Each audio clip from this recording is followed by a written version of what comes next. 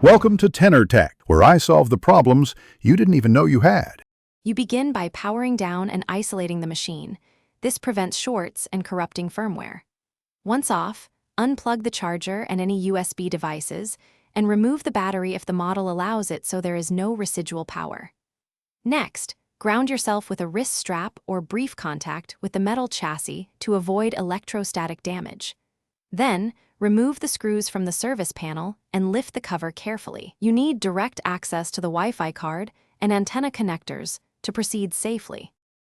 Once the cover is open, identify the tiny coax antenna cables attached to the Wi-Fi card and take a quick photo so you remember their order. This saves time reassembling. Carefully lift each coax connector straight up with a fingernail or plastic tool.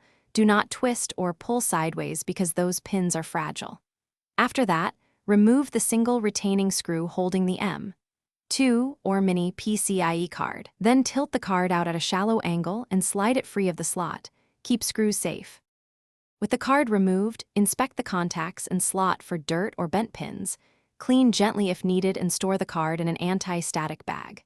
When reinstalling or fitting a replacement, reverse the steps. Insert at an angle, secure the screw, reconnect antennas exactly as photographed, replace the cover and battery, then power on. If wireless doesn't appear, make sure the antennas are fully seated, check BIOS wireless settings, and reinstall drivers. Those 3 checks fix most post-service issues. Thanks for watching. Subscribe to keep your life in tune.